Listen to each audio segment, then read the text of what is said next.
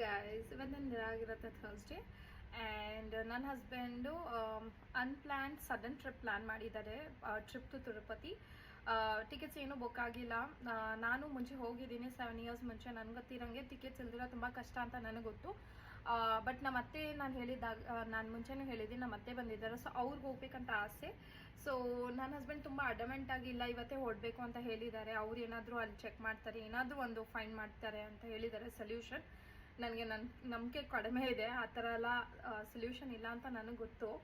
So ಅವ್ರನ್ನ ನಂಬಿ ಹೊರಡ್ತಾ ಇದ್ದೀವಿ. ಸೊ ನಮ್ಮ ಕಾರಲ್ಲೇ ಹೋಗೋಣ ಅಂತ ಇದ್ದೀವಿ. ಬನ್ನಿ ನೋಡೋಣ ಟ್ರಿಪ್ ಹೇಗಿರುತ್ತೆ ಅಂತ. ನಿಮ್ಮ ಹತ್ರ ನಾನು ಎಕ್ಸ್ಪೀರಿಯನ್ಸ್ ಶೇರ್ ಮಾಡ್ತೀನಿ. ಸೊ ಕಾರಲ್ಲಿ ಹೊರಟ್ವಿ. ಸೌತ್ ಇಂಡಿಯನ್ ಸಾಂಗ್ಸ್ ಅಂದರೆ ನನ್ನ ಹಸ್ಬೆಂಡ್ಗೆ ತುಂಬ ಇಷ್ಟ, ಅವ್ರು ನಾರ್ತ್ ಇಂಡಿಯನು. ಸೊ ಈ ಸಪ್ತಾಸಾಗರ ಸಾಂಗ್ ಅವ್ರಿಗೆ ತುಂಬ ಇಷ್ಟ, ಅದು ಪ್ಲೇ ಮಾಡಿಕೊಂಡು ಎಂಜಾಯ್ ಮಾಡ್ತಾ ಹೊರಟ್ವಿ. ಆ್ಯಕ್ಚುಲಿ ತುಂಬ ಎಕ್ಸೈಟ್ಮೆಂಟ್ ಆಗಿತ್ತು, ಬಟ್ ಅಲ್ಲಾಗಿರೋ ಡಿಸಪಾಯಿಂಟ್ಮೆಂಟ್ ಅಂತೂ ಬೇರೆ ಲೆವೆಲು. ಸೊ ಅಲ್ಲಿ ಸ್ಟಾರ್ಟ್ ಆಯಿತು. ಇಲ್ಲಿಂದ ನಾವು 118 ನೋಡಿದಾಗ ಇನ್ನೂ 3 hours ಜರ್ನಿ ಇತ್ತು ನಮಗೆ ರೀಚ್ ಆಗೋಕ್ಕೆ.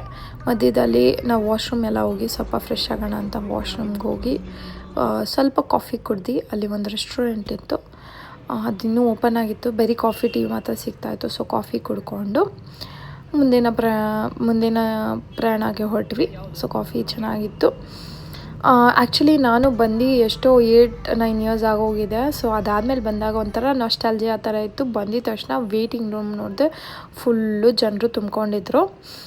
ಆಮೇಲೆ ಈ ಪಾರ್ಟಲ್ಲಿ ಅವರು ಸೆಕ್ಯೂರಿಟಿ ಚೆಕ್ಸ್ ಮಾಡ್ತಾರೆ, ನಿಮ್ಮದು ಕಾರೆಲ್ಲ ಚೆಕ್ ಮಾಡ್ತಾರೆ, ಮತ್ತು ನಿಮ್ಮದು ಬ್ಯಾಗ್ಸ್ ಒಳಗಡೆ ಎಲ್ಲ ಚೆಕ್ಕಿಂಗ್ ಆದಮೇಲೆ ನೀವು ಒಳಗಡೆ ಹೋಗೋಕ್ಕಾಗೋದು. ಸೊ ಅದೆಲ್ಲ ಹೋಗಾದ್ಮೇಲೆ ನಾವು ಜೆಮಿನೈ ಕೇಳಿದ್ರಿ. ನಮ್ಮ ಅತ್ತೆ ಬಂದು ಸ್ವಲ್ಪ ಏಜ್ ಆಗಿರೋರು. ಸೊ ಅವ್ರಿಗೇನಾದರೂ ಈ ಥರ ಹತ್ತಿರ ಡೈರೆಕ್ಟ್ ದರ್ಶನ ಸಿಗ್ಬೋದಾ ಅಂತ. ಸೊ ಜೆಮಿನೈ ಹೇಳಿದ್ದು ಹೌದು ಸಿಗುತ್ತೆ ಅಂತ. ಅದನ್ನೇ ನಂಬಿ ನಾವು ಅಷ್ಟು ಮೇಲೆ ಹೋದ್ವಿ, ಅದೇ ಸ್ಪೆಷಲ್ ಲೈನ್ನ ಹುಡ್ಕೋಕ್ಕೆ. ಬಟ್ ಅನ್ಫಾರ್ಚುನೇಟ್ಲಿ ನಮ್ಮದು ಎಲ್ಲ ಎಫರ್ಟ್ಸು ವೇಸ್ಟ್ ಆಯಿತು. ಬಿಕಾಸ್ 3 months ಮುಂಚೆನೇ ಬುಕ್ಕಿಂಗ್ ಮಾಡಿದರೆ ಮಾತ್ರ ನಿಮಗೆ ಅದೆಲ್ಲ ಸಿಗೋದು. ಸೊ ಏನಿದ್ರು ನೀವು ಜೆಮಿನೈ ChatGPT ನಂಬ್ಕೊಂಡು ಇದೆಲ್ಲ ಮಾಡೋಕ್ಕೆ ಹೋಗಬೇಡಿ. ಏನಿದ್ರು ನೀವು ಅಲ್ಲೇ ಡೈರೆಕ್ಟು ಅಫಿಷಿಯಲ್ ವೆಬ್ಸೈಟಲ್ಲೆಲ್ಲ ಅಲ್ಲಿಂದನೇ ಕಾಂಟ್ಯಾಕ್ಟ್ ಮಾಡಿ ಡೀಟೇಲ್ಸ್ ತೊಗೊಳ್ಳೋದೇ ಬೆಟರ್ ಅಂತ ಹೇಳ್ತೀನಿ. ಡಿಸಪಾಯಿಂಟ್ಮೆಂಟಿಂದ ಕೆಳಗಡೆ ಬಂದುಬಿಟ್ಟು ಇನ್ನೇನು ಮಾಡೋದು ಅಂದ್ಬಿಟ್ಟು ಒಂದು ರೂಮ್ ಬುಕ್ ಮಾಡಿದ್ವಿ.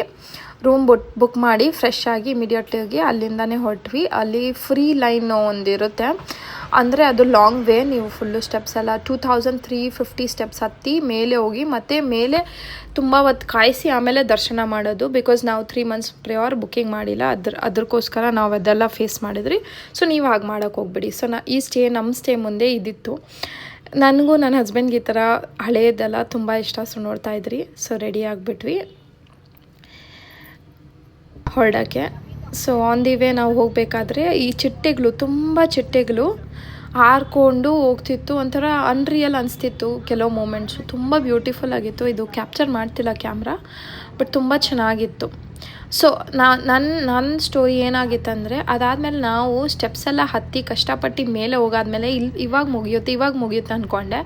ಅದಾದಮೇಲೆ ಒಂದು ಬ್ಯಾರಿಕೇಡ್ ಥರ ಲಾಂಗ್ ಬ್ಯಾರಿಕೇಡ್ಸು ನಿಮ್ಮನ್ನ ನಡ್ಕೊಂಡು ಕರ್ಕೊಂಡು ಹೋಗ್ತಾರೆ. ನಾವು ನಿಜವಾಗ್ಲೂ 1 o'clock ಸ್ಟಾರ್ಟ್ ಮಾಡಿರೋರು 10 o'clockವರೆಗೂ ಆ ಬ್ಯಾರಿಕೇಡ್ಸಲ್ಲೇ ನಡೆಸಿದ್ದಾರೆ. ನಡೆಸಾದ್ಮೇಲೆ ಸರಿ ಇವಾಗ ದೇವಸ್ಥಾನ ಬರುತ್ತೆ ಅವಾಗ ಅಂದ್ಕೊಂಡಿದ್ರೆ ಒಂದು ಟೈಮು 10:30-11ವರೆಗೂ ನಡೆಸ್ಬಿಟ್ಟು ಆಮೇಲೆ ಇಲ್ಲಿಂದ ಈಚೆ ಇಳ್ದು ಒಂದು ರೂಮ್ ಇತ್ತು, ಲಾಕಪ್ ರೂಮ್ ಥರ. ಅದಲ್ಲಿ ನಿಮ್ಮನ್ನ ಲಾಕ್ ಮಾಡಿಬಿಡ್ತಾರೆ. ಆಮೇಲೆ ಬೆಳಗ್ಗೆ ಮತ್ತೆ ನೀವು ಸ್ಟಾರ್ಟ್ ಮಾಡಬೇಕು ನಡ್ಕೊಂಡು. ಆಮೇಲೆ ಬೆಳಗ್ಗೆ ಒಂದು 10-11 ಗಂಟೆವರೆಗೂ ದರ್ಶನ ಸಿಗುತ್ತೆ ಅಂತ ಹೇಳಿದ್ರು. ಅದು ನನಗೆ ತುಂಬ ಆಲ್ರೆಡಿ ಇಮ್ಯಾಜಿನ್ ನಾವು 2 hours ಟ್ರೆಕ್ಕಿಂಗು ಮತ್ತು 10 hours ವಾಕಿಂಗ್ ಮಾಡಿಬಿಟ್ಟಿದ್ದೀವಿ. ಇನ್ನೂ ನೆಕ್ಸ್ಟು 10 hours ಇನ್ನೂ ಬೇಕು, ಇಲ್ಲ 20 hours ಇನ್ನೂ ಬೇಕು ಅಂದರೆ ಅದು ಮಾಡೋಕ್ಕೆ ಸಾಧ್ಯನೇ ಇಲ್ಲ. ನನ್ನ ಕಾಲು ಆಲ್ರೆಡಿ ಡೆತ್ ಥರ ಅನಿಸ್ತಪ್ಪ. ಒಂಥರ 3 ಸತಿ ಹೋಗಿದ್ದೀನಿ, ಚೆನ್ನಾಗಿ ದರ್ಶನ ಎಲ್ಲ ಆಗಿದೆ. ಈ ಸತಿ ಮಾತ್ರ ನಿಜ ಈ ಥರ ಎಕ್ಸ್ಪೀರಿಯೆನ್ಸ್ ಯಾವತ್ತೂ ಆಗಿಲ್ಲ. ನನಗಂತೂ ಬೇಡ ಅಂದ್ಬಿಟ್ಟು ಅನ್ಫಾರ್ಚುನೇಟ್ಲಿ ನಾವು ಆ 11 o'clock ಆದಮೇಲೆ ಆ ರೂಮಲ್ಲಿ ಲಾಕ್ ಮಾಡ್ತಾರಲ್ಲ, ಅದನ್ನು ನಾನು ಒಳಗಡೆ ಹೋಗಿಲ್ಲ. ಬಿಕಾಸ್ ಆಲ್ರೆಡಿ ಅದು ಸಫೋಕೇಶನ್ ಫೀಲ್ ಆಗ್ತಿತ್ತು ಒಂಥರ ಆ ರೂಮು. ಸೊ ನಾನು ಒಳಗಡೆ ಹೋದರೆ ಲಾಕೇ ಆಗಿಬಿಡ್ತೀನಿ ಅಂದ್ಬಿಟ್ಟು ನಾನು ದರ್ಶನ ಇಲ್ದೇ ನಾವು ವಾಪಸ್ ಬಂದಿದ್ದೀವಿ. ಬಿಕಾಸ್ 20 hours ಇನ್ನೂ ನಡೆಯೋಕ್ಕೆ ನಮಗೆ ಶಕ್ತಿ ಇರಲಿಲ್ಲ. ಸೊ ನೋಡಿ ಈ ಥರ ಟ್ರೆಕ್ ಮಾಡಿ ಮೇಲೆ ಹೊರಟ್ವಿ. ಇನ್ನಿಂದ ಸ್ಟಾರ್ಟ್ ಆಗಿತ್ತು ನಮ್ಮ ಟ್ರೆಕ್ಕಿಂಗು. ಫುಲ್ಲು ಸುಸ್ತಾಗ್ಬಿಡ್ತಾಯಿತ್ತು ನಮಗೆ ನಡೆದು. ಸೊ ಈ ಫ್ರೂಟಿ ಅಂತೂ ಬೆಸ್ಟ್ ಫ್ರೂಟಿ ಅಂತ ಹೇಳ್ಬೋದು. ಅಲ್ಲಿ ಏನೂ ಸಿಕ್ಕಿಲ್ಲ. ಆನ್ ನೀವು ನಡ್ಕೊಂಡು ಹೋಗ್ತಾ ಇರುವಾಗ ಏನೂ ಸಿಗಲ್ಲ. ಲಾಸ್ಟಲ್ಲಿ ಈ ಫ್ರೂಟಿ ಸಿಕ್ತು ನನಗೆ. ಆ ಫ್ರೂಟಿ ಅಂತೂ ಅಷ್ಟು ಚೆನ್ನಾಗಿತ್ತು. ಹಂಗೂ ಹಿಂಗೂ ಕಷ್ಟಪಟ್ಟು ನಂಗೆ ನಡೆಯೋಕ್ಕಾಗ್ದಿರ ನನ್ನ ಹಸ್ಬೆಂಡ್ ಕೈ ಹಿಡಿಸ್ಕೊಂಡು ನಡೆಸಿದ್ರು. ಸ್ವಲ್ಪ ಹೆಂಗೋ ಮಾಡಿ 2300 ಸ್ಟೆಪ್ಸ್ ಎಲ್ಲ 2 ಅವರ್ಸಲ್ಲಿ ಕವರ್ ಮಾಡಿದ್ದೀವಿ ನಾವು. ಅದು ಮುಗ್ದಾದ್ಮೇಲೆ ಸರಿ ಇವಾಗ ಮುಗಿಯುತ್ತೆ ಆವಾಗ ಮುಗಿಯುತ್ತೆ ಆವಾಗ ಗೊತ್ತಾಗಿದ್ದು ನಮಗೆ ಹೋಗಿ 12 ಗಂಟೆಗೆ ರಾತ್ರಿ ಗೊತ್ತಾಗಿದೆ. ಸೊ ನೋಡಿ ಇಲ್ಲಿ ರೀಚ್ ಆದ್ವಿ. ಇಲ್ಲಿ ರೀಚ್ ಆದಮೇಲೆ ಇಲ್ಲಿ ಕೆಲವರು ಈ ಕಾಯಿನ್ಸ್ನ ಎಲ್ಲ ಎತ್ತಿ ಹಿಂಗೆ ನಿಲ್ಲಿಸ್ಬೇಕಂತೆ. ಅದು ನಿಲ್ಲಿಸಿದ್ರೆ ನಿಮ್ಮದು ವಿಶ್ ಏನಿದೆಯೋ ಅದು ಫುಲ್ಫಿಲ್ ಆಗುತ್ತೆ ಅಂತ ಹೇಳ್ತಿದ್ರು. ಸೊ ನಮ್ಮ ಅತ್ತೆಗೆ ಹೋಗತ್ತೆ ನೀನು ಕೂತ್ಕೊಂಡು ಮಾಡು ಅಂತ ಹೇಳಿದೆ. ಅವ್ರು ಇಕ್ಕಿದ್ರು ಅವ್ರದ್ದು ಬಿದ್ದೋಯ್ತು ಕಾಯಿನ್ ನಿತ್ತೆಲ್ಲ. ಸೊ ಇದಕ್ಕೆ ಯಾರು ಏನು ಪ್ರಾಪರ್ ರೀಸ್ನಿಂಗ್ ಏನೂ ಕೊಟ್ಟಿಲ್ಲ. ಅಲ್ಲಿರೋರ್ಗೂ ಗೊತ್ತಿಲ್ಲ. ಒಬ್ರಿಬ್ರು ಮಾಡ್ತಾಯಿದ್ದಾರೆ ಅಂತ ಇನ್ನೆಲ್ಲರೂ ಅದೇ ಶೀಪ್ ಥರ story. One sheep is going head others are following. ಆ ಥರ ಯಾರಿಗೂ ಏನಂತ ಗೊತ್ತಿಲ್ಲ. ಒಬ್ರಿಬ್ರು ಮಾಡ್ತಾಯಿದ್ರೆ ಬೇರೆಯವರು. ಸೊ ನಾವು ಸುಮ್ಮನೆ ಹೆಂಗಿದ್ರು ಇವಾಗ ಜಸ್ಟ್ ಹತ್ಕೊಂಡ್ಬಂದ್ರಿ, ಕೂತ್ಕೊಳ್ಳೋಕೆ ಜಾಗ ಸಿಕ್ಕಿದ್ರೆ ಸಾಕು ಅಂದ್ಕೊಂಡು ನಮ್ಮ ಅತ್ತೆಗೆ ಹಂಗೆ ಕೂತ್ಕೊಂಡು ನೀನು ಮಾಡು ಅಂತ ಮಾಡಿಸ್ತಾ ಇದ್ದೆ.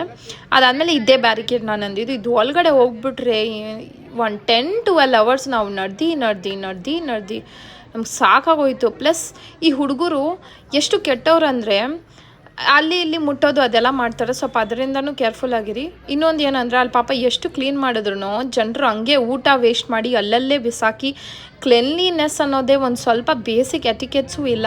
ಪಾಪ ಅವ್ರು ಎಷ್ಟು ಕ್ಲೀನ್ ಮಾಡ್ತಾರೆ ಅಷ್ಟೇ ಗಲೀಜು ಮಾಡ್ಕೊಂಡು ಹೋಗ್ಬಿಡೋದು.